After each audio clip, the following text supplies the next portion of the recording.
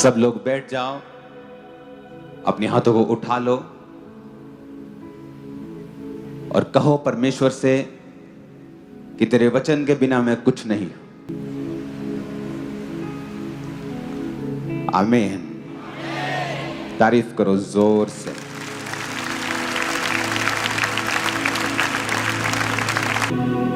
जैसे जैसे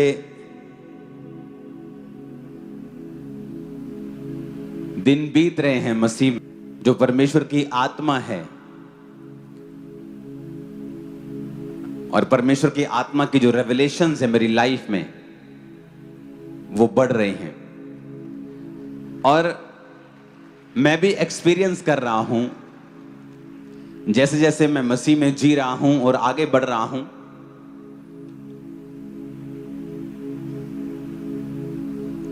तो मैं जब दुनिया के सबसे बड़े बड़े लीडर से मिल रहा हूं, उनसे बात कर रहा हूं, देशों के मुखियाओं से बात कर रहा हूं, तो एक चीज को मैं नोटिस कर रहा हूं कि जो परमेश्वर ने इस चर्च को ग्रेस दी है, वो रियली आप नहीं फाइंड करेंगे। परमेश्वर ने पूरी दुनिया में आप रेयरली फाइंड करेंगे ऐसी ग्रेस। आप लोग दुनिया के लिए एक मिस्ट्री बन चुके हो कि ये क्या हो रहा है, कैसे हो रहा है।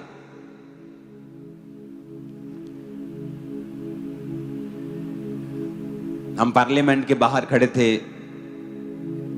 और पीएनजी के प्राइम मिनिस्टर, ऑस्ट्रेलियन जो हाई होता है एम्बेसडर, उसे हाई ऑफिसर क्या बोलते हैं, हाई कमिश्नर, हाई कमीशन में जो होते हैं,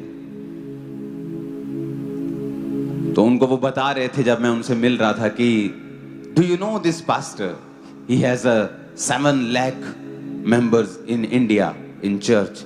वो कह रहा था 700,000, दैट्स टू मच। क्योंकि वहां फॉरेन में अगर हमें 2,000 बंदे की चर्च बनानी है तो 2,000 कार पार्किंग चाहिए, सिस्टम चाहिए। यहां पे अगर मुझे 10,000 बंदा और एंटर करना है, कुछ नहीं चाहिए, टेंट लगाएंगे, एंटर कर देंगे।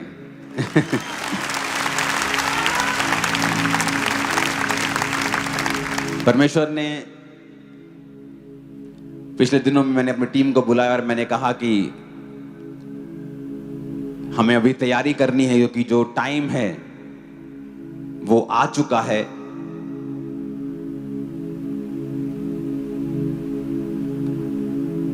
कि 25,000 जो चेयर्स हैं वो चर्च में लगाई जाएं।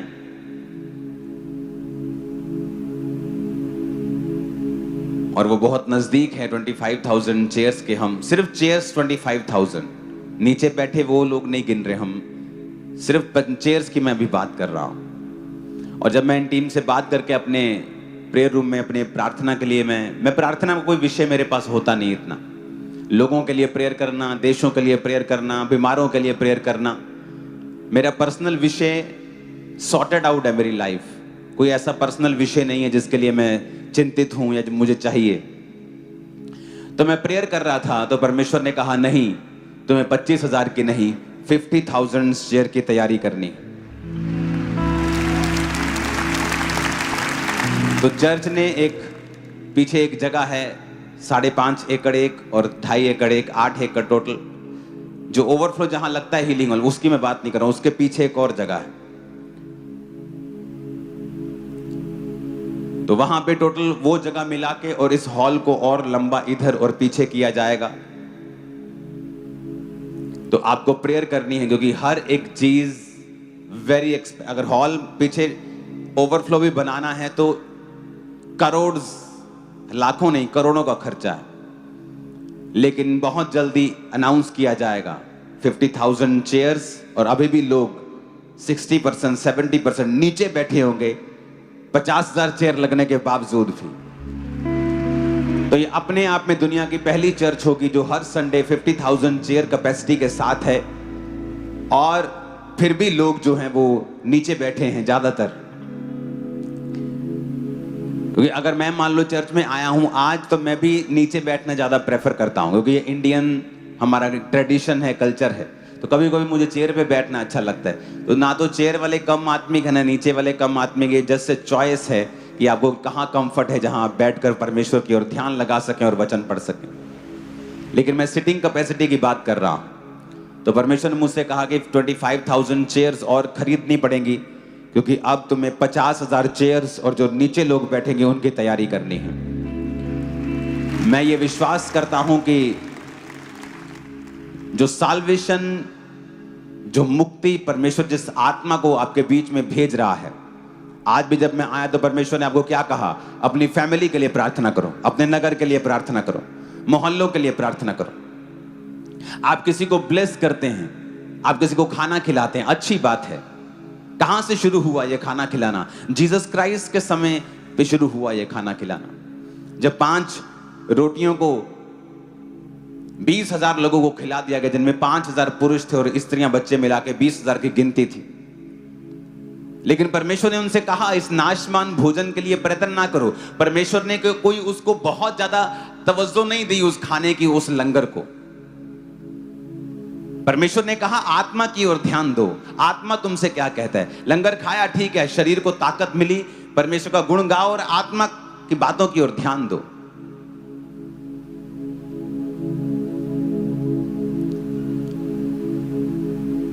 लाखों मील्स हैं जो चर्च हर महीने फ्री लोगों को देती है, लाखों के हिसाब से, हजारों नहीं है। आपको मालूम है चैरिटी चलती है, घर बनाए जाते हैं, विडोज को राशन होता है, फीस लोगों की पे होती है, मेडिकल एक्सपेंस लोगों के पे होते हैं।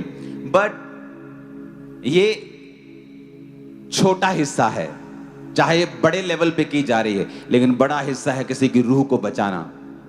आप किसी के शरीर को ब्लेस करते हैं, कितनी देर तक? इस दुनिया में जब तक है तब तक ही उसका असर है, लेकिन ऊपर का जो लाइफ है, ऊपर की जो जिंदगी है, वो कहीं अधिक लंबी, लाखों करोड़ों साल लिखा, अनंत जीवन तक तू इसका फल भोगेगा, या तो अनंत जीवन तक तू ऊपर जाके शर्मिंदा रहेगा क्योंकि तूने परमेश्वर का काम नहीं किया और तू परमेश्वर के नाम में सेव नहीं हुआ, या तो अनंत जीवन तक परमेश्वर के राज्य में आनंद को भोगेगा। क्योंकि यही एक धर्मी का हिस्सा है कि परमेश्वर ने आपको अनंत जीवन, जिस तरह परमेश्वर मरता नहीं, उसने आपको अनंत जीने के लिए बनाया है। तो किसी को ऐसा ब्लेस करना कि वो अनंत जीवन तक जिए, ये बड़ा है। इसलिए परमेश्वर ने क्या कहा? उसने ये भी कहा कि अगर कोई भूखा है तो उसे खिला। क्योंकि मैं कहूंगा मैं जेल में था, तुम मुझसे मिलने आया, मैं भूखा था, तूने मुझे खिलाया। और हम कहेंगे प्रभु हमने तुझे कब खिलाया? प्रभु कहेगा तुमने छोटों के साथ जो किया तुमने मेरे साथ किया।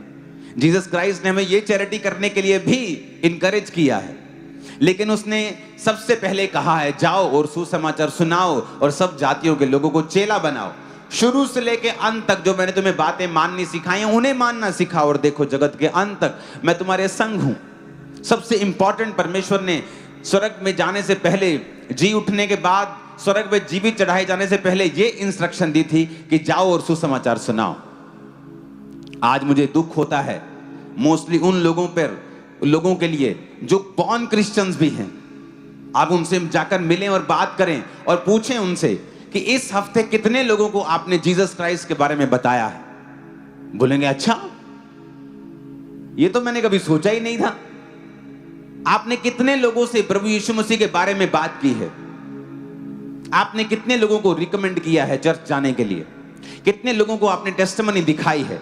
आप हील नहीं कर सकते, आप प्रीच नहीं कर सकते, तो क्या आप वीडियो भी नहीं दिखा सकते? क्या आप वो बता भी नहीं सकते कि जहां पर परमेश्वर जिन जिन जगहों पर कार्य कर रहा है, क्या आप उनके बारे में बात भी नहीं कर सकते? इमेजिन करो, जिन रूहों को परमेश्वर ने रचा है, जिनको धरती के ऊपर भेजा है, आपको जिम्मेवारी दी है उन्हें बचाने की, मुझे जिम्मेवारी दी है आपको बताने की कि उन्हें बचाओ, और मैं भी आपके साथ बचा रहा हूं। इमेजिन करो ऊपर जाकर जब परमेश्वर के सामने हम खड़े होंगे तो हम तो सोचेंगे मैं तो बिजी रहा अपने काम में, अपने काम धंधों में, अपनी पढ़ाई में, फिर अपने बिजनेस में, अपने परिवार में, लेकिन जो असली काम था वो तो मैंने किया ही नहीं धरती के ऊपर। इसीलिए मोस्टली लोग आज कंटेंट नहीं है, सेटिस्फाइड नहीं है अपनी लाइफ से, वो खाली हैं अपनी लाइफ से। उनकी जिंदगी में उनको समझ नहीं आ रही कि वो क्या करें, क्रिश्चियन होने के बावजूद भी वो आनंद उनकी जिंदगी में क्यों नहीं है, वो ब्लेसिंग उनकी लाइफ में क्यों नहीं है। पैसा तो है लेकिन वो भी अन्य लोगों की तरह सफर कर रहे हैं लाइफ में, क्यों? क्योंकि परमेश्वर ने जो कहा हमने वो पूरा नहीं किया। जैसे जैसे मैं अपनी लाइफ को जीसस क्राइस्ट में बिता रहा हूं, मैं ये नोटिस कर रहा हूं और रियलाइज कर रहा हूं कि एक्चुअल में परमेश्वर अब कुछ करता नहीं है आपकी लाइफ में, वो सब कुछ कर चुका है। जितना मैं मसीह में आगे बढ़ रहा हूं, मैं ये रियलाइज कर रहा हूं कि एवरीथिंग जो हम सफर कर रहे हैं इस दुनिया में, चाहे वो पास्टर है, चाहे विश्वासी है, चाहे एक पास्टर बिजनेसमैन है, चाहे एक विश्वासी है, चाहे वो काम करने वाला है, anything you are suffering with, कुछ भी जो आप सफर कर रहे हैं, एक्चुअल में वो उसका कारण परमेश्वर की अज्ञान, परमेश्वर के वचन का ज्ञान ना होना और हमारी अज्ञानता है। एक्चुअल में जब आप बाइबल के डीप अध्ययन में चले जाएंगे, आपके साथ कुछ बुरा घटता है या आपके साथ कोई परीक्षा का समय होता है या सडनली कुछ आपके साथ ऐसा होता है जो आपके कंफर्ट को खराब करता है और आप सोचते हैं कि परमेश्वर ने मेरे लिए जान दी है, परमेश्वर ने मेरे लिए ये किया है, पर मैं सफर क्यों कर रहा हूं, मैं सफर क्यों कर रही हूं, मेरा बिजनेस क्यों सफर कर रहा है, मेरी लाइफ सफरिंग्स में क्यों है। सडनली आप लाखों सवालों के साथ घिर जाते हैं, आप लाखों सवालों के साथ शैतान आप पर अटैक और हमला करता है, आपकी स्पिरिचुअल लाइफ के ऊपर अटैक करना चाहता है, वो आपके फेथ के ऊपर क्वेश्चन करने लगता है। सडनली आप फिर क्या महसूस करते हैं कि आपको कोई जवाब नहीं मिल रहा जब तक आप बाइबल पकड़ के बैठते नहीं और आप परमेश्वर की आत्मा से सहायता मांगते हैं, आप प्रभु की आत्मा से हेल्प मांगते हुए जब परमेश्वर की आत्मा को बोलते हैं कि परमेश्वर तू उठ जा, लड़की उधर जा, लड़की सिर्फ उठ जा उधर, और आप कहते हैं परमेश्वर मैं क्या करूं। आपको रियलाइज होता है, आप बाइबल पढ़ते हैं और आप क्या देखते हैं कि जो मैं मांग रहा हूं, जो मैं खुदा से कह रहा हूं, वो एक्चुअल में कर दिया गया है। अब लेकिन मेरी लाइफ में वो कैसे आए, मेरी जिंदगी में वो क्यों नहीं आ रहा है जो मैं चाहता हूं। अगर परमेश्वर ने वो मूल्य अदा कर दिया है तो पंगा कहां है, कुंडी किथे पंजाबी जी लिखे, काम फसिया किथे। जे परमेश्वर ने कर दिता, जे मैनू चाहिए ते है क्यों नहीं है मेरे को। परमेश्वर ने तो अपना लहू बहा दिया, उसने तो धरती पे उसको आना पड़ा, सफरिंग्स को सहना पड़ा, लेकिन मैं खाली क्यों हूं। जब आपकी लाइफ में परीक्षाएं होती हैं तब आप इन क्वेश्चंस के साथ दो चीजें कर सकते हैं, या आप प्रभु से दूर हो जाते हैं क्योंकि ये आपकी सेंस से परे है, आपकी क्वेश्चनिंग, आपके जो क्वेश्चन आपके दिमाग में है, सवाल, वो आप उनका जवाब नहीं दे पा रहे हैं कि मसीह में आने के बावजूद भी मैं सफर क्यों कर रहा हूं। या दूसरा काम, आप परमेश्वर की हजूरी में चले जाते हैं, आप प्रभु से मांगते हैं, आप आंसू बहाते हैं, आप प्रभु को कहते हैं आपकी मदद करें, आप पवित्र आत्मा से मदद को मांगते हैं क्योंकि वो आपका मददगार है, वो आपका हेल्पर है। और आप बाइबल में से भी अपने क्वेश्चंस को, अपने सवालों को ढूंढते हैं। आप रोजे रखते हैं कि परमेश्वर की आवाज आपको और क्लियर हो, क्योंकि जैसे ही आप रोजे रखते हैं परमेश्वर की आवाज जो मध्यम होती है थोड़ी तेज आने लगती है, जो गाइडेंस आपको थोड़ा सा लगता है कि शायद ये परमेश्वर की ओर से है, रोजों में आपको क्लियर होने लगता है कि हां ये परमेश्वर की ओर से है। बाइबल कहती है परमेश्वर छुपने का आदी है, उसे मजा आता है छुप के। बाइबल कहती है जब प्रभु यीशु मसीह नाव पर चल के जा रहे थे, पानी पे चल के जा रहे थे, नाव पर से के करीब पर से, अपने चेलों की नाव पर से, तो चेलों ने देख लिया। यीशु मसीह उन्हें जगाना नहीं, उन्हें दिखाना नहीं चाहते थे अपना आप, लेकिन वो चल के जा रहे थे तो कुछ ऐसा अजीब सा घट रहा था कि कोई चल रहा है, उन्होंने कहा भूत होगा पक्का, ये आत्मा है। यहाँ पर स्टोरी भी है कि आत्मा यहाँ पानी में मंडराती है और हम मर जाएंगे सारे। वो डरने लगे तो परमेश्वर ने अपने आप को जाहिर किया कि नहीं नहीं डरो मत, मैं हूं, भूत नहीं है कोई भी। तो परमेश्वर उसका एक गुण है छिपना, और वो चाहता है कि उसके बच्चे उसे ढूंढें। जैसे आप बच्चों के साथ घर में छुपन छुपाई खेलते हो ना, आप झुकते हो, आपका बच्चा आपको ढूंढता है, फिर खुश हो जाता है। परमेश्वर छुपता है और वो चाहता है कि उसके बच्चे उसे ढूंढें। वो छुपेगा कैसे? जब आपके सवालों का जवाब नहीं आएगा। आप सब कुछ कर रहे होंगे, फिर भी आपकी लाइफ में कुछ घटता है, क्योंकि परमेश्वर उस वक्त उस व्यक्ति को जो सिखाना चाहता है, वो आपको दुनिया की कोई यूनिवर्सिटी नहीं सिखा सकती। आपका कोई रिश्तेदार, आपका मां बाप, पति पत्नी, बच्चे, कोई नहीं सिखा सकता जो उस समय परमेश्वर आपको सिखाएगा। इवन लोग आपको मिसजज करेंगे। अयूब के दोस्त आगे कहते, तूने पक्का कोई गलत काम किया होगा, ऐसी इतनी मुसीबत थोड़ी आई है, परमेश्वर अन्यायी थोड़ी है, ये तो पक्का शैतान का काम है, तूने कुछ पंगा लिया होगा। आपके लोग आपसे पूछेंगे तुम पापी हो क्या? क्योंकि परमेश्वर आपको कुछ सिखाना चाहता है उस समय। और वो परीक्षा तब तक चलेगी जब तक आप अपने आप को परमेश्वर के साथ सेटल करके, उसके साथ कमरे में बैठकर आप रोज परमेश्वर के सामने अपनी कमियों को देखेंगे और आप रियलाइज करेंगे, बाइबल को पढ़ेंगे, कहां चूक हुई आप ये भी चेक करेंगे, कहां मैं आगे बढ़ूं आप ये भी चेक करेंगे, या परमेश्वर मुझे क्या सिखाना चाहता है आप ये भी चेक करेंगे।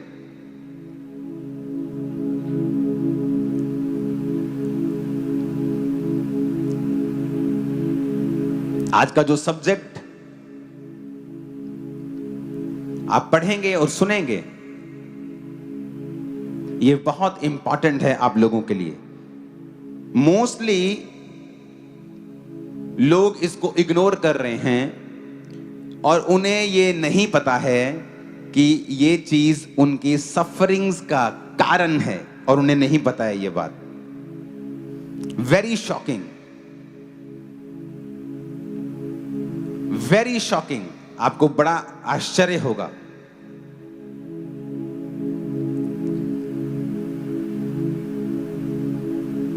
जो चीजें आज मैं आपको सिखाना चाहता हूं परमेश्वर के नाम में, उसे बड़े ध्यान से आपको समझना होगा। अपने पड़ोसी को बोलो, जीसस ने कहा चेले बना। इसका रबड़ भी ऑन करना।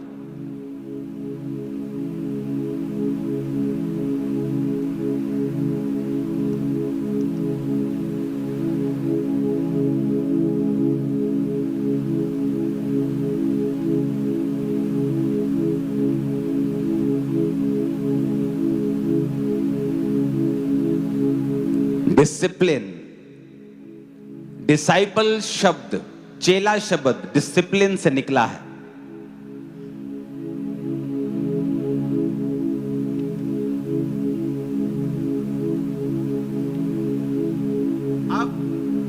अब आपको ये मैं एक चीज सिखाता हूं। अनुशासन हिंदी में,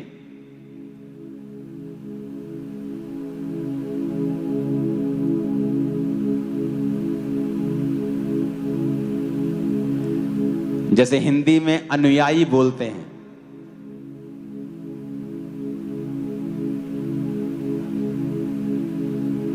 अनुशासन से अनुयायी निकलता है, जिस तरह डिसिप्लिन से डिसाइपल निकलता है।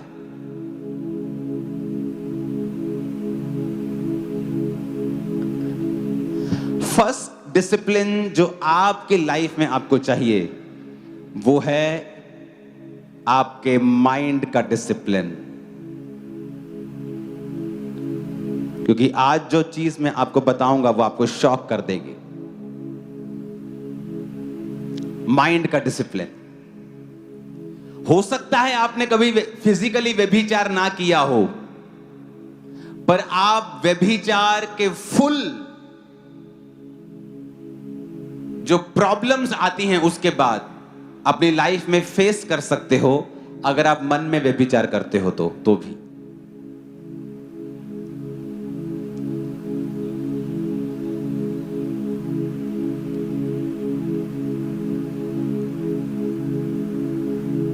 जैसे जैसे मैं मसीह में आगे बढ़ रहा हूं और जो रेवलेशंस, ये वो प्रीचिंग्स हैं जो परमेश्वर ने मुझे नाम लेकर बोला है कि डिसिप्लिन के बारे में सिखा। बहुत कम ऐसी प्रीचिंग होती है मेरी फुल लाइफ में जब परमेश्वर की आत्मा ने मुझे नाम लेके बोला हो कि इसके बारे में सिखाना है लोगों को। आज सारी प्रीचिंग परमेश्वर की ओर से है, वो बात अलग है। माइंड का डिसिप्लिन, सोचों का डिसिप्लिन,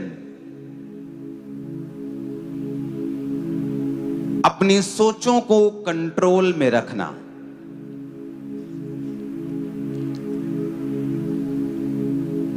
फिलिप्पियों 4 उसकी 8 में लिखा, इसलिए हे भाइयों, जो जो बातें सत्य हैं उसको हटाना मत। ओके, अगर ऐसे ही वापिस आएगा तो हटा दो, फिर कोई बात नहीं। अपने पड़ोसी को बोलो, जो जो बातें सत्य हैं,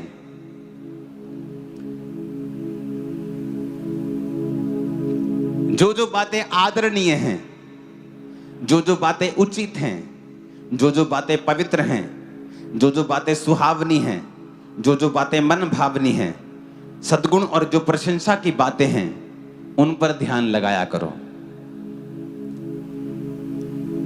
आप बैठे हुए हैं और सडनली आपका मन जो है वो किसी के लिए बुरा सोचने लगता है। आप मन में सोचते हैं, ये आदमी बहुत गंदा है, जिस दिन मेरे सामने आया मैं चमाट लगाऊंगा एक। एक्चुअल में शैतान आपको धोखा दे रहा है और वो आपके मन को दूषित कर रहा है और आपके मेंटल डिसिप्लिन को वो खराब कर रहा है। बाइबल बहुत क्लियर बताती है कि जो मन में डिसिप्लिन आपके नहीं है, ये वजह से बहुत से लोग बीमार हैं, बहुत से लोग सफर कर रहे हैं, बहुत से लोगों का पीस, शांति उनकी जिंदगी से उड़ चुका है। फिजिकली जब आप उनको मिलेंगे, nothing is wrong, everything is wrong in their mind. उनकी बुद्धि में सब गलत है। आप मिलेंगे कई बार पास्टर्स से, उनकी लाइफ में कोई गुनाह नहीं है, कोई पाप नहीं है, लेकिन अपने मन में वो कड़वे हैं, कड़वाहट सोचते हैं बहुत दूसरे पास्टर्स के लिए, जो उनको धोखा देके वो मेंबर्स के लिए वो कड़वे हो चुके हैं, बीमार हैं, इसी वजह से मुश्किल में है, ट्रबल में है, संघर्ष करते हैं, बता नहीं सकते, सफर कर रहे हैं। क्यों? दिमाग का डिसिप्लिन, माइंड का डिसिप्लिन वेरी इंपॉर्टेंट।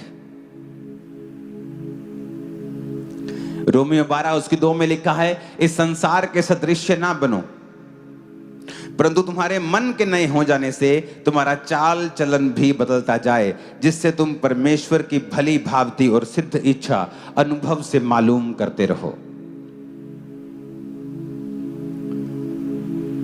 कहता तुम्हारा मन जो है वो क्या होता जाए?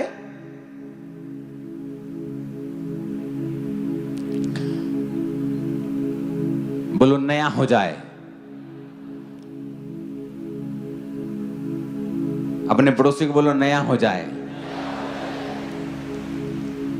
और कैसे होगा मन नया?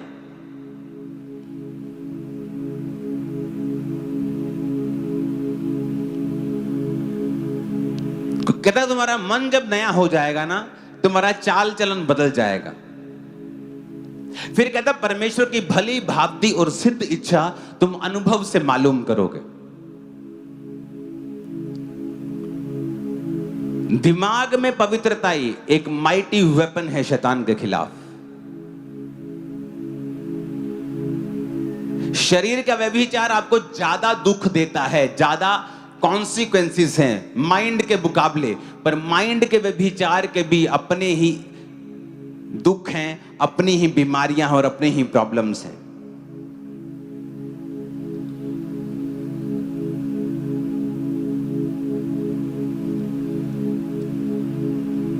हालेलुया। फिर से बोलो, डिसिप्लिन। क्योंकि अगर डिसाइपल बनना है, बोलो अपने पड़ोसी को, अगर डिसाइपल बनना है तो डिसिप्लिन में जीना होगा। ऊंची आवाज में कहो आमीन।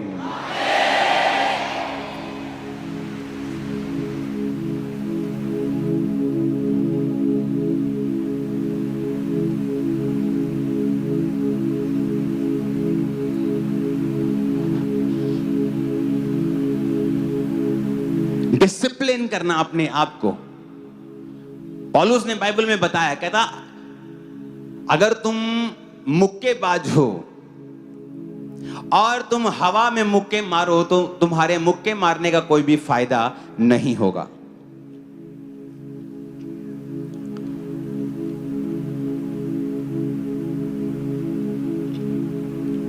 कहता अगर तुम दौड़ते हो तो सही दिशा में दौड़ना,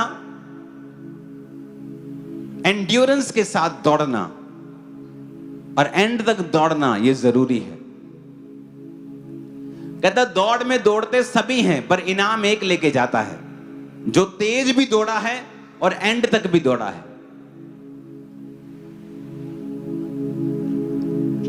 नीति वचन 4 उसकी 23 में लिखा है, सबसे अधिक अपने मन की रक्षा कर। अपने पड़ोसी को बोलो, सबसे अधिक अपने मन की रक्षा कर। फिर से बोलो, सबसे अधिक अपने मन की रक्षा कर, क्योंकि जीवन का मूल स्रोत तेरा मन है। अपने पड़ोसी को फिर से बोलो ये बात, सबसे अधिक अपने मन की रक्षा कर, क्योंकि जीवन का मूल स्रोत तेरा मन है। ऊंची आवाज में बात करो अपने पड़ोसी से।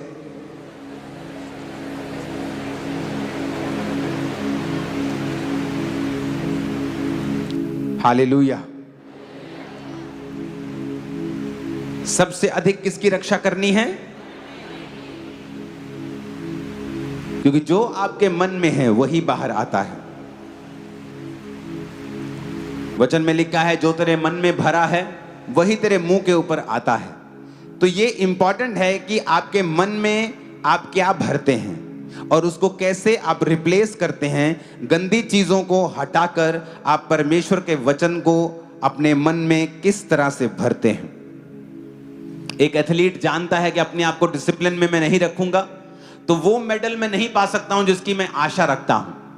एक क्रिश्चियन लाइफ में जो मैंने कमी देखी है वो है डिसिप्लिन की। डिसिप्लिन, अपने आप को डिसिप्लिन करना, कि आप अगर बैठे हैं और आपको पता है कि आपको मोबाइल एडिक्शन हो गई है तो अपने आप को डिसिप्लिन करना और उस मोबाइल को अपने जीवन से त्यागना। मैंने देखा है क्रिश्चियनिटी में परमेश्वर ने आपको सब कुछ दे दिया है, अब विद डिसिप्लिन आपको वो सारी चीजें रिसीव करनी है अपनी लाइफ में। और पहला डिसिप्लिन है दिमाग का। जब आप दिमाग में डिसिप्लिन हैं, आप दिमाग में आपने अपने दिमाग को काबू में कर लिया है, आपने अपनी सोचों को काबू में कर लिया है। कुलस्सियां 3 उसकी 2 आयत में लिखा है, पृथ्वी की नहीं परंतु स्वर्गीय वस्तुओं के ऊपर ध्यान लगाओ। दूसरा कुरिन्थियों 10 उसकी 5 आयत में लिखा है, इसलिए हम कल्पनाओं का, ऊंची बात का जो परमेश्वर की पहचान के विरोध में उठती है खंडन करते हैं, हर एक भावना को कैद करके मसीह का आज्ञाकारी बना देते हैं। यहां भी पौलुस मेंटल डिसिप्लिन की बात कर रहा है, जो उसके दिमाग में उठती हैं। वो उस मेंटल डिसिप्लिन की बात कर रहा है जो उसके माइंड में आती हैं। लोग बोलते हैं जब मैं प्रार्थना में बैठता हूं ना तो मेरे को गंदे गंदे विचार आने लगते हैं। कोई शैतान की ताकत आपको उन गंदे विचारों को लंबा सोचने में काबिल नहीं है। वो जस्ट आपको एक विचार दे सकता है, उसके बाद उस विचार को आगे कहां तक लेके जाना है ये आपके ऊपर निर्भर करता है। शैतान के पास ताकत नहीं है आपके मन के अंदर क्या चल रहा है उसको बूझने की। आपके दिल में क्या चल रहा है शैतान नहीं जानता है। शैतान आपके एक्शंस देखकर, कि जब वो आपके दिल में कोई बात डालता है उसके बाद आपने क्या एक्शन किया, वो उन एक्शन से समझता है कि आपने उसकी बात को कितना सीरियसली लिया है। जब आप अपने दिमाग में डिसिप्लिन हैं, आपकी लाइफ में आप क्या नोटिस करेंगे कि जिस शांति की आप आशा कर रहे थे, जो परफेक्ट पीस जिसको आप पैसे में ढूंढ रहे थे, पैसा पाने के बाद भी नहीं मिला। मैरिज सोच रहे थे, मैरिज हो जाएगी शायद शांति आ जाएगी, बच्चे हो जाएंगे, बेबी नहीं है मेरे 15 साल से, शायद शांति आ जाएगी। लेकिन आप क्या नोटिस करेंगे कि ये सारी चीजें टेम्परेरी हैं, लेकिन रियल शांति तब आपकी लाइफ में एंटर करती है जब आप दिमाग में अपने आप को परमेश्वर के वचन के मुताबिक डिसिप्लिन कर लेते हैं। माइंड में डिसिप्लिन करना, अपने दिमाग में अपनी सोचों को काबू में रखना। जैसे ही शैतान गंदी सोच के साथ आपके दिमाग में आए, उसी वक्त उसे रिजेक्ट करना और उस सोच को लंबा ना लेके जाना और उसे लंबा ना सोचना और उसे वहीं पर रिजेक्ट कर देना। इसलिए पौलुस कहता है कि हम जो परमेश्वर की पहचान में हर एक ऊंची बात का कि विरोध में जो उठती है खंडन करते हैं, हर एक भावना को कैद कर लेते हैं, हर एक फीलिंग को कैद कर लेते हैं। अपनी फीलिंग्स को कैद करना, किसी को माफ ना कर पाना, आप मेंटल डिसिप्लिन में नहीं हैं। टीवी देखो तो देखते रहना, आप डिसिप्लिन में नहीं हैं। और जैसे ही आप नोटिस करेंगे आप डिसिप्लिन में अपनी लाइफ को बिताना शुरू कर चुके हैं, आपकी अनॉइंटिंग का लेवल बढ़ जाएगा, आपके फाइनेंस का लेवल बढ़ जाएगा, स्ट्रगल का लेवल बहुत कम हो जाएगा, सडनली चीजें फ्लो में आनी शुरू हो जाएंगी। आप बोलेंगे तो काम होगा, आप अपनी बॉडी पे हाथ रखे कहेंगे ये हील हो जाए, सारी बीमारी निकल जाए, वो जाती रहेगी। कितने मेरी बात को समझ रहे हैं? क्योंकि वो डिसिप्लिन आप जब समझ जाएंगे, वो आपकी हेल्प करेगा, वो आपको आत्मा में ग्रो होने में हेल्प करेगा।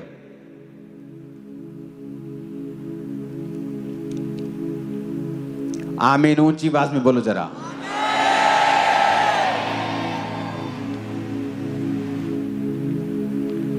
सबसे बड़ा डिसिप्लिन जो है मन का है। और मैं चाहता हूं कि मैं आपको एक चीज पे कंसंट्रेट करने के लिए आज मजबूर करूं, क्योंकि उसके बाद आपको डिसिप्लिन रखना है।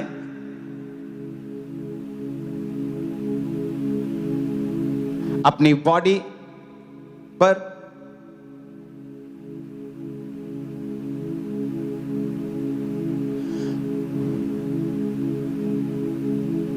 अपने फाइनेंस के ऊपर, और ऐसी चीजों के बारे में हम बात करते रहेंगे। लेकिन द मोस्ट इंपॉर्टेंट डिसिप्लिन जो आपकी लाइफ में होना चाहिए वो यहां का है, दिमाग का डिसिप्लिन। कोई शैतान की शक्ति व्यभिचार का अटैक आप पर नहीं कर सकती। आप हैं जो उस सोच को सोचते हैं और उसे आगे लेके जाते हैं। और वहां पर परमेश्वर आपको देखता है कि आप वेल मैच्योर इनफ नहीं है कि आपको एक सर्टेन लेवल पर लेके जाया जाए। एथलीट्स बहुत से होते हैं, कोई मोहल्ले लेवल पे खत्म कर जाता है, कोई डिस्ट्रिक्ट लेवल पे खत्म कर जाता है, कोई स्कूल लेवल पे खत्म कर जाता है, कोई स्टेट लेवल पे खत्म कर जाता है, कोई इंडिया लेवल पे खत्म, नेशनल लेवल पे खत्म कर जाता है, कोई इंटरनेशनल लेवल तक लेके जाता है। सारे एथलीट हैं, सारे भागते हैं, सारे वही काम करते हैं, पर लेवल सबका अलग अलग है। बात यह है कि किसी ने अच्छी डिसिप्लिन के साथ लाइफ जी है और वो इंटरनेशनल लेवल तक चला गया, और कोई इतना डिसिप्लिन में नहीं रह सकता है। वो उसका शरीर अच्छा था, टांगे लंबी थी, भाग सकता था, उसने स्कूल लेवल तक भागा, स्टेट डिस्ट्रिक्ट लेवल तक भागा, वो उसकी फिजिक ने, उसकी डीएनए ने हेल्प की। लेकिन उसके आगे उसको डिसिप्लिन चाहिए। आपका डीएनए आपको लास्ट तक लेके नहीं जा सकता है। आपके माइंड में आपको सबसे बड़ा डिसिप्लिन चाहिए, जो परमेश्वर देख रहा है कि आप उसे कब पाएंगे। मन की सोच, उसे काबू कर लेना और वचन के साथ उसे रिन्यू करना।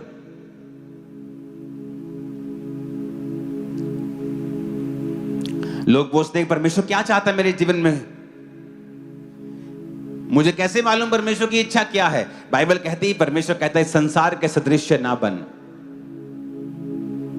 फिर कहता तुम्हारे मन के नहीं होने जाने से तुम्हारा चाल चलन बदलता जाए, जिससे तुम परमेश्वर की भली भांति और सिद्ध इच्छा अनुभव से मालूम करते रहो। यानी जब भी तुम्हारे जीवन में तुम्हें परमेश्वर की इच्छा मालूम होनी होगी, उससे पहले एक काम होगा कि तुम्हारा मन जो है वो रिन्यू होना शुरू होगा, तुम्हारा मन जो है वो नया होना शुरू हो जाएगा। मैंने ऐसे लोग देखे हैं, जब मैं एक यूथ ग्रुप में था तो बहुत से लड़के लड़कियां रोजे रखते थे 40 फास्टिंग। अगर मैंने मान लो 5 बार रखे तो उन्होंने कम से कम 1-2 बार उन्होंने भी रखे, और 2 बार बहुत होता है एक साल में 40 रोजे रखना। पास्टर्स भी नहीं रखते तो इस साल में 2 बार। लेकिन उन लड़के लड़कियों में एक प्रॉब्लम थी, कुछ तो फिजिकल व्यभिचारी थे लेकिन कुछ सिर्फ मेंटल व्यभिचारी थे, सिर्फ दिमाग में गलत सोचते। और ये बात वो अपने पास्टर से शेयर भी करते थे कि हमारे दिमाग में गलत सोचें आती और लगातार आती रहती। और जब मैं मसीह में ग्रो हुआ तो मैंने क्या समझा कि ये सारी सोचों को तुम खत्म कर सकते हो 1 सेकंड में। अपना ध्यान इन पे ना लगाओ, क्योंकि तुम अपना ध्यान दे रहे हो, इसलिए शैतान आ रहा है। और मैंने क्या नोटिस किया, जो उन्होंने फास्टिंग की, जो उन्होंने प्रार्थना की, वो कभी भी उस लेवल तक नहीं जा पाए और कभी भी परमेश्वर में बढ़ नहीं पाए। लेकिन दिखने में तो लगता है, अगर बाहर से कोई देखकर उनकी स्टोरी समझेगा तो कहेगा अरे इतने रोजे रखे, बड़े क्यों नहीं। वो अंदर हम जानते वो क्यों नहीं बढ़े। वो स्टोरीज मुझे पता है, जो उनके साथी लोग हैं उनको पता है वो क्यों नहीं बढ़े। लोगों को क्यों नहीं, लोग सवाल कर सकते थे, क्योंकि जो मेंटल डिसिप्लिन है ये वेरी इंपॉर्टेंट और फर्स्ट स्टेप है आपकी क्रिश्चियनिटी में। अगर आप यहां डिसिप्लिन नहीं हैं, उसका असर आपकी बॉडी में नजर आएगा, आपके अंगों पे नजर आएगा, उसका असर आपके फाइनेंस पे नजर आएगा, आपके बच्चों पे, आपकी पत्नी पे, पति पे, आपके परिवार पर भी उसका असर नजर आएगा। क्योंकि जैसे आप मेंटल डिसिप्लिन में जीना शुरू करेंगे, समथिंग विल चेंज। वो फियर खत्म हो जाएगा, कुछ होगा आपकी लाइफ में ऐसा जो पहले कभी नहीं हुआ। वो अनॉइंटिंग जिसमें आप संघर्ष करते थे आपकी लाइफ में फ्लो कर रही है, आप नोटिस करेंगे। वो चीजें जिसमें आप स्ट्रगल कर रहे थे आपकी लाइफ में फ्लो करने लगेंगी, आप नोटिस करने लगेंगे।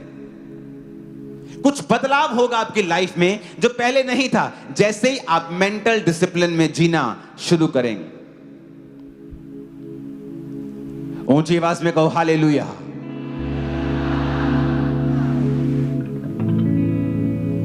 क्योंकि जरूरी नहीं है, यीशु मसीह ने कहा कि तुम व्यभिचार करो तो व्यभिचारी। यीशु मसीह ने कहा अगर तू किसी स्त्री पर दृष्टि करे, कुदृष्टि करे, तो तूने पाप कर लिया। वो परमेश्वर मेंटल डिसिप्लिन की बात कर रहे थे, वो कुछ मेंटली आपको समझाना चाहते थे कि उसका भी एक अपना असर है जो आप दिमाग में करते हैं। कई बार आपकी लाइफ में जो प्रॉब्लम है उसकी वजह से उतना आप असल में फिजिकली टॉर्चर नहीं होते हो जितना मेंटल टॉर्चर होते हो। आपकी लाइफ में बेबी नहीं है, वो इतना प्रॉब्लम नहीं है कई बार, लेकिन उसकी वजह से जो मेंटल टॉर्चर आपको होता है वो प्रॉब्लम है। क्योंकि शैतान का जो बैटलफील्ड है, जो लड़ाई का स्थान है, एक्चुअल में वो आपका मन है।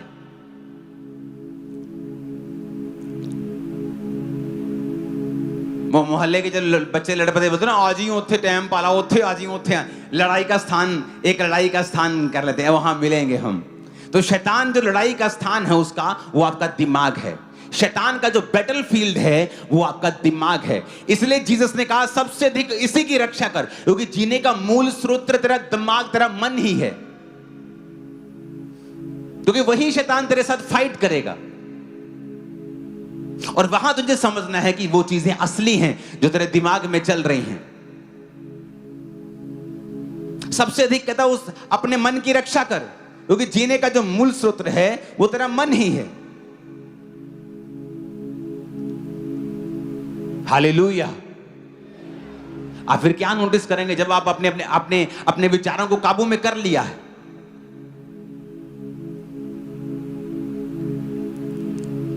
आप देखते हैं कि जब आपको कोई प्रॉब्लम होती है तो उस प्रॉब्लम से तो जो मुश्किल हो ही रही है, लेकिन शैतान आपके दिमाग को टॉर्चर कर रहा है उस प्रॉब्लम के कारण। वो ज्यादा प्रॉब्लम है।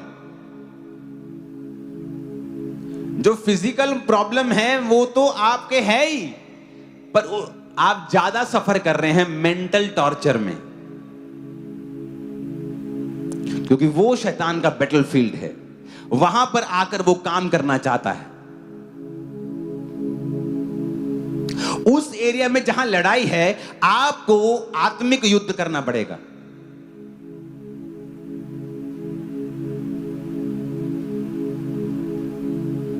पुराने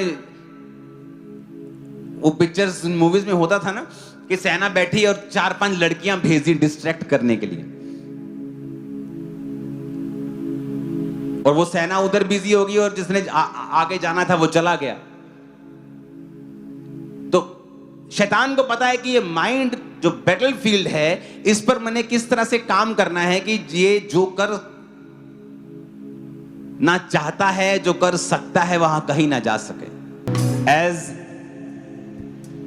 ए चाइल्ड ऑफ गॉड, एक परमेश्वर का बेटा बेटी होने के नाते परमेश्वर ये चाहता है कि एक परमेश्वर का जन, एक परमेश्वर का बच्चा मेंटल डिसिप्लिन में जिए।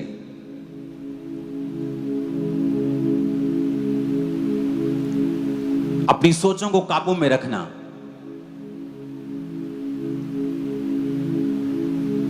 कई बार आप लोगों से मिलते हैं जो डिलीवर नहीं हो रहे होते, और आप क्या नोटिस करते हैं कि सारी प्रॉब्लम उनके दिमाग में है। बिना पाप की वजह से भी, जो शारीरिक रूप में तो नहीं है, पर उस दिमाग, उन सोचों की वजह से शैतान ने उन्हें बंधन में डाला हुआ है।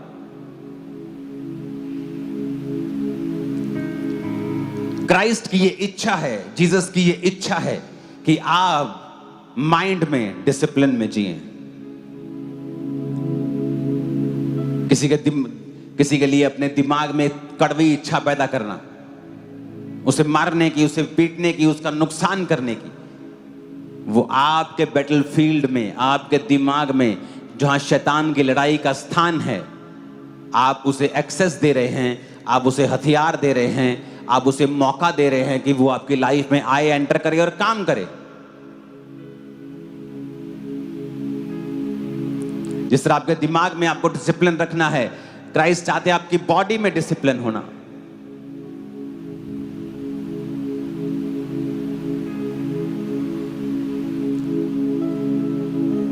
और ये बात मैं बहुत बार आपको बता चुका हूं कि अगर आप शारीरिक रूप में भी डिसिप्लिन नहीं हैं, आप परमेश्वर का लंबा काम नहीं कर सकते। पौलुस कहता मैं अपने शरीर को मारता, मुक्कों से मारता हूं, मारता कूटता और वश में लेके आता हूं, ऐसा ना हो मैं दूसरों को प्रचार करके खुद किसी रीति से निकम्मा ठहरूं।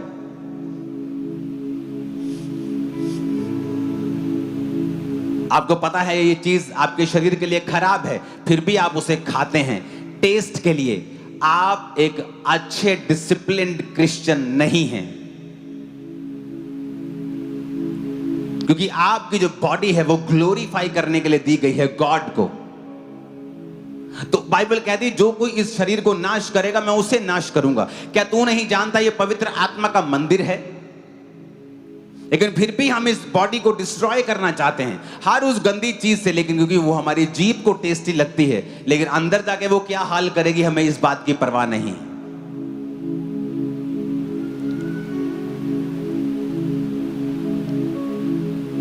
ऐसे मैंने पास्टर्स देखे जिनके ऊपर हीलिंग का वरदान था, हाथ रखते लोग चंगे होते थे। शुगर हो गई लेकिन ध्यान नहीं दिया, मीठे के बाद मीठा, मीठे के बाद मीठा। अगर शैतान ने किसी चीज से आपको ग्रसित किया है, आप उसके खिलाफ फाइट करें, गुड डाइट के साथ, एक्सरसाइज के साथ, प्रार्थना के साथ, स्क्रिप्चर्स के साथ परमेश्वर के सामने जाएं, और तब तक जाएं जब तक वो शुगर गायब नहीं हो जाती। व्हील चेयर पे वो पास्टर आ गया और लोगों पे प्रार्थना करता, तब भी लोग हील होते थे। मीठा नहीं छोड़ा, एक टांग कटी, दो टांग कटी, एंड में मर गए। और मैंने ऐसे बहुत से लोग देखे जिनकी लाइफ में दिक्कतें आई, पास्टर्स की लाइफ में, उन्होंने अपनी लाइफ को चेंज किया, रूटीन को चेंज किया, परमेश्वर ने सारा कुछ ठीक कर दिया। क्योंकि बॉडी के अंदर डिसिप्लिन अगर आप क्रिश्चियन हैं और नहीं हैं, तो शैतान को एक मौका है आपकी लाइफ में कुछ ना कुछ काम करने का। इसलिए जो लोग नशा करते हैं वो अपनी बॉडी को डिसऑनर करते हैं, वो अपनी बॉडी का नाश कर रहे होते हैं। तंबाकू लगाने से आपका मुंह नाश होता है, शराब पीने से आपका लीवर नाश होता है। अब नई स्टडी ये आई है कि थोड़ी सी मात्रा भी शराब की आपके लीवर के लिए और बॉडी के लिए, आपके सेल्स के लिए बिल्कुल भी अच्छी नहीं है। जो लोग बोलते हैं एक पैग पीने से कुछ नहीं होता, शरीर अच्छा होता है, अब नई स्टडी ये कहती है कि अल्कोहल चाहे थोड़ी मात्रा में हो, आपकी बॉडी के लिए बिल्कुल सही नहीं है। बाइबल कहती है हाय उन पे जो देर रात तक आंखें लाल रखते हैं, मादक पदार्थ ढूंढते हैं, जो मदिरा को तेज बनाने में बड़े ही एक्सपर्ट हैं। शराब उसको तो जो नाश होने पे है, क्योंकि अगर हम अपनी बॉडी में डिसिप्लिन हैं तो हम परमेश्वर के लिए परफेक्ट हथियार हैं जिसे परमेश्वर इस्तेमाल कर सकेगा।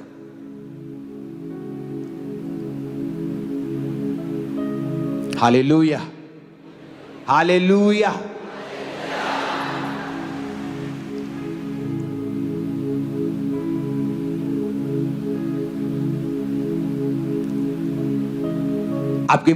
आपका खाना, आपकी लाइफ डिसिप्लिन में होना चाहिए अगर आप परमेश्वर का बड़ा काम होता हुआ देखना चाहते हो।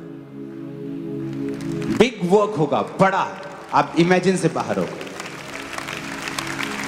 मेंटल डिसिप्लिन, बॉडी का डिसिप्लिन और फाइनेंशियल डिसिप्लिन।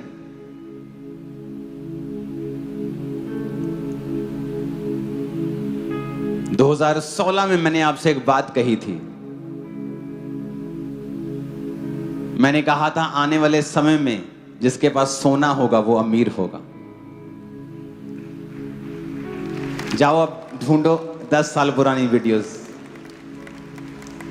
अगर तुमने पैसा इन्वेस्ट किया होता सोने के अंदर, भाई साहब आप लाला जी होते। आज लाला जी बोलते लोग आपको, लाला जी, सेठ जी।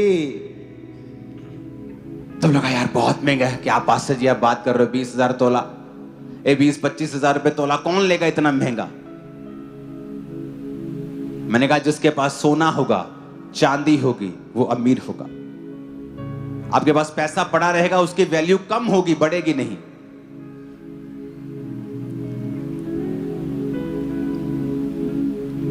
आपको बताया था मैंने, फाइनेंशियल डिसिप्लिन। आज फैमिली सफर कर रही है फाइनेंशियली, क्यों? फाइनेंशियल डिसिप्लिन नहीं है। गरीब से गरीब, मेरे पास टेस्टिमनीज है, लोगों ने टाइट बोया है, आज परमेश्वर ने उन्हें ब्लेस किया है, बड़ी बड़ी जगहों के ऊपर जॉब करते हैं।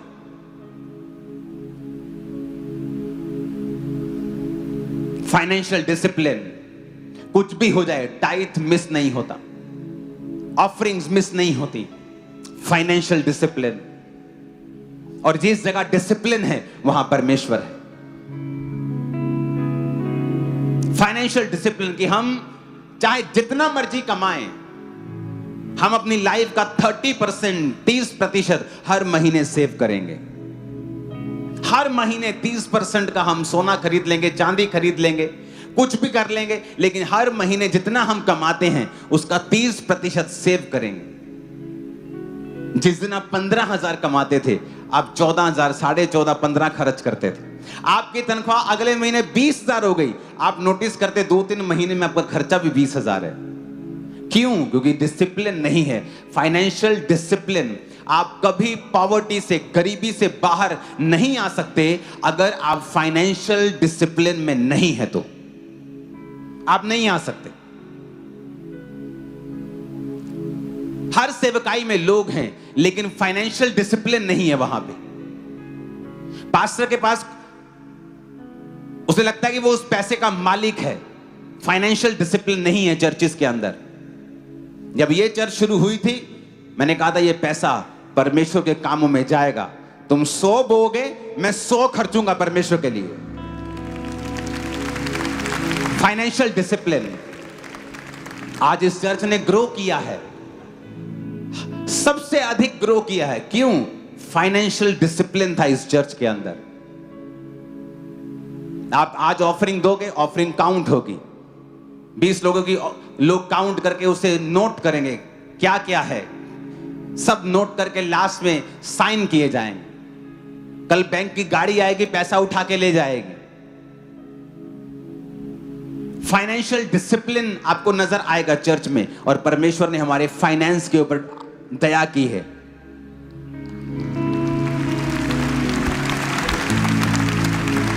आज लोग पूरे वर्ल्ड से यहां पर आकर यहां बोना चाहते हैं। क्यों? उन्हें वो फाइनेंशियल डिसिप्लिन नजर आता है।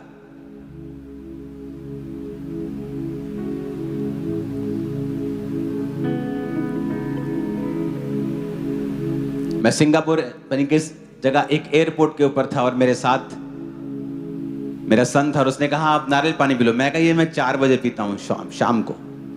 कहता इतना उसने डिसिप्लिन देखा, जब मॉर्निंग दोपहर कितना खाना है उतना खाना है। वो कहता मैंने ऐसा कभी नहीं देखा। मैंने कहा अगर मुझे कुछ करना है तो मुझे डिसिप्लिन में आना पड़ेगा रिजल्ट लेके आने के लिए। अगर डिसिप्लिन नहीं है रिजल्ट नहीं आएगा। फाइनेंशियल डिसिप्लिन लोगों की लाइफ में नहीं है। मैं आपको कब से बोल रहा हूं, जाओ अपने घर में जाओ और देखो 2014, 15, 16 में जब मैंने बोलना ये शुरू किया था मैसेज, आपकी तनख्वाह कितनी थी देखो महीने की। अगर आपने 30% सेव करके उसका सोना लिया होता, आज आपके पास लाखों रुपया होता। लाखों लाखों आप फाइनेंशियली स्टेबल होते, ब्लेस्ड होते आप।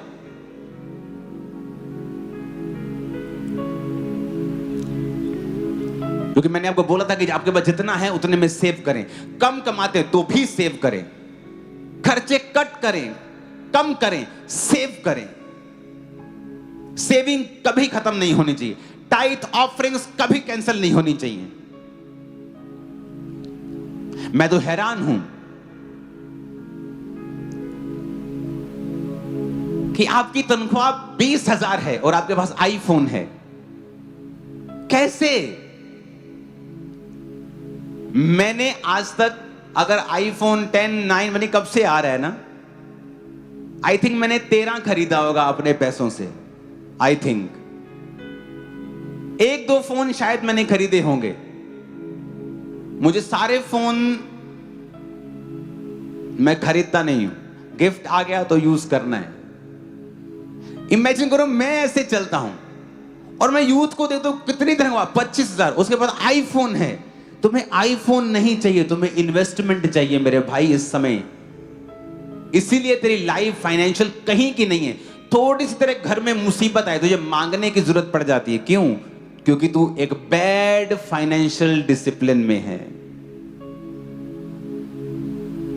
बैड डिसिप्लिन है तेरा, फाइनेंशियली तू बैड है, तू बुरा है फाइनेंशियली। डिसिप्लिन नहीं है तेरी लाइफ में। हर एक व्यक्ति जो आज अमीर है, वॉरेन बफे जो दुनिया का टॉप अमीरों में ही होता है, वो दूसरे तीसरे पहले चौथे पांचवे, कभी 10वें, कभी 9वें, कभी दूसरे तीसरे पे होता है, कभी पहले पे आ जाता है। सुनो उसकी स्टोरी। बचपन में उसको 5 पाउंड मिले, उसने इन्वेस्ट कर दिए। बात यहां की है,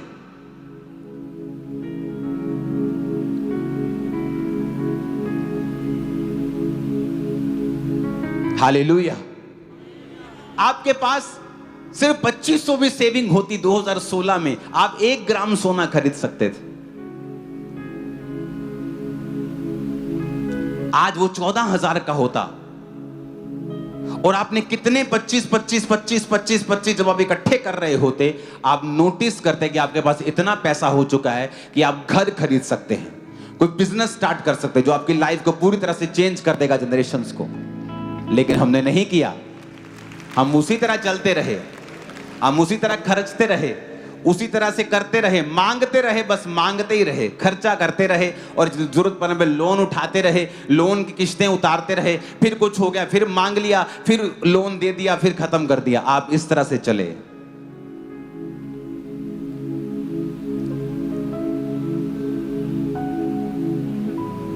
परमेश्वर ने आपको बुद्धि दी है, आपको ताकत दी है। आपके घर में अगर 2 बकरियां रखने की जगह तो बकरियां रख लो 2।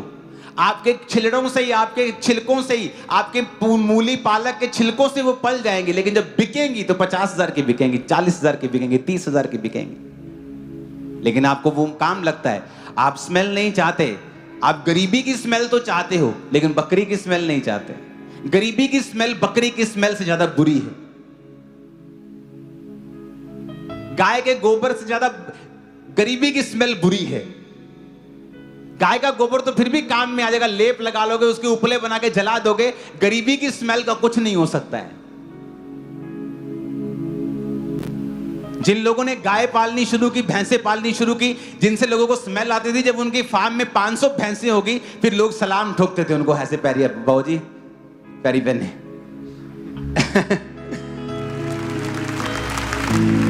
फाइनेंशियल डिसिप्लिन और क्रिश्चियन वेरी बैड स्टेट में है, क्योंकि फाइनेंशियल डिसिप्लिन में नहीं है।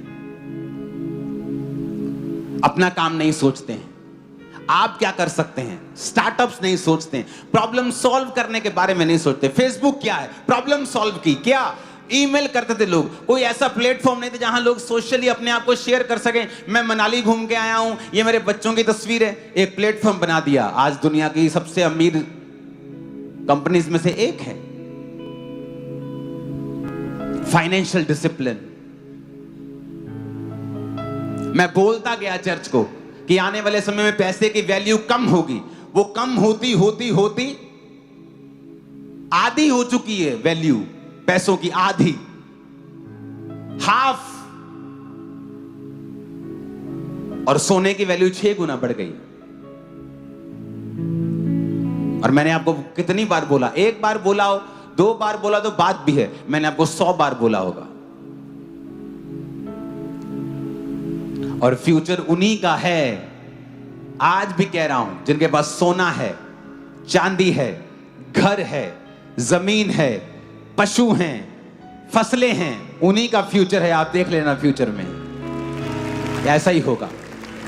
मैं अभी भी कह रहा हूं, अभी तो शुरुआत है। मेरे पास बहुत नहीं है जैसा आप सोच रहे हैं, क्योंकि मेरे पास आता है, मैं बो देता हूं।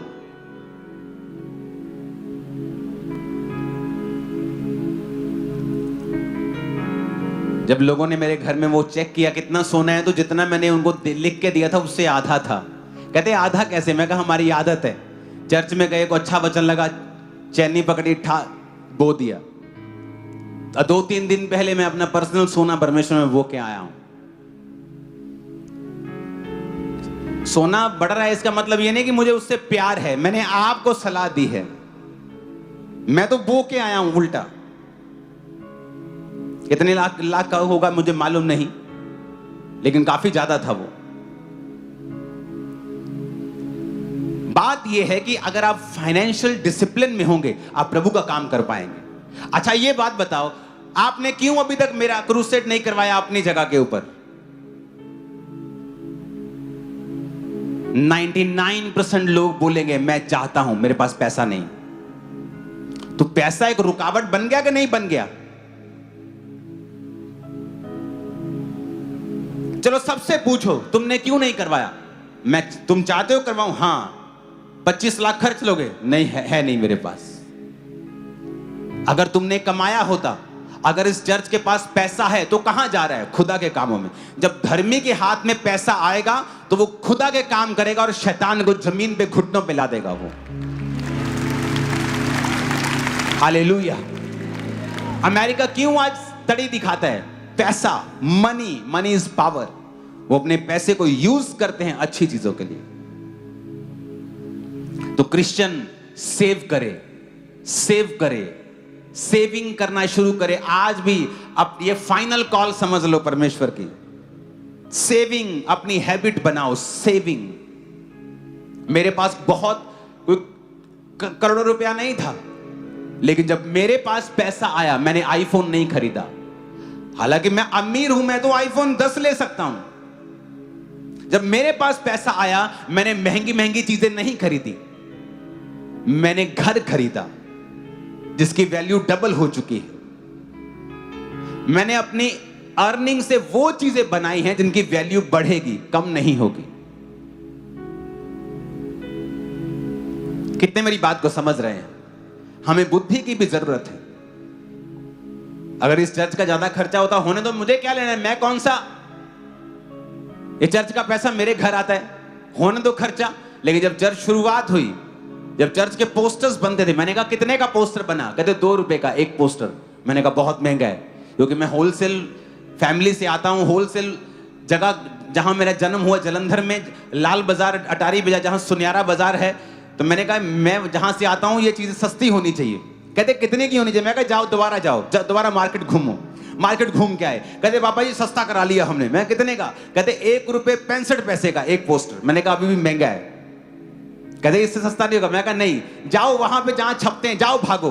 भगाया, वापिस आए, पापा ये और सस्ता कर दिया। कितने का? 1 रुपये 31 पैसे का। तीसरा हिस्सा उड़ गया। अगर 100 रुपए खर्चा होना था तो 33 उड़ गए, 66 रह गए। मैंने कहा नहीं अभी भी महंगा है, अभी भी कुछ करो। कहते इससे सस्ता नहीं होगा। वो बोल रहे लाखों पोस्टर का ऑर्डर दोगे तो ये रेट लगेगा। मैंने कहा नहीं महंगा है। मैंने अपने पर्सनल पैसों से एक मशीन खरीदी, चर्च के पैसों से नहीं, अपने पर्सनल पैसों से एक प्रिंटिंग मशीन खरीदी। और आज वो जो पोस्टर जो 2 रुपए का पड़ता था 15 पैसे का पड़ता है, सिर्फ 15 पैसा।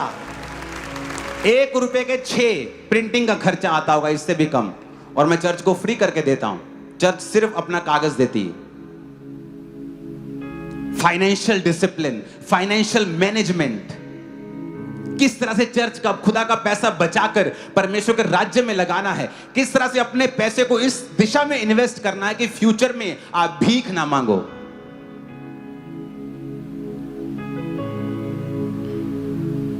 ये एक स्पिरिट होती है कर्जे की, देना 200 रुपया, देना 10 रुपए, देना 1000 देता हूं।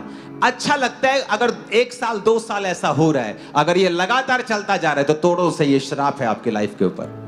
क्योंकि जीसस ने कहा मेरी कौम कर्जा देगी लेगी नहीं। इट्स गुड अगर 2-4 के बाद आप उस परीक्षा से बाहर आ गए, अगर नहीं तो ये कर्ज है, इसे ब्रेक करो अपनी लाइफ से। अपनी मेंटल लेवल पे डिसिप्लिन लेके आओ, अपनी बॉडी में डिसिप्लिन लेके आओ, क्योंकि इसी शरीर को खुदाबंद ने इस्तेमाल करना है। अगर इसे शराब देते हो, अगर तंबाकू देते हो, ओवर फूड खाते हो, ओवर मीठा खाते हो, तो आप इसको नाश कर रहे हो।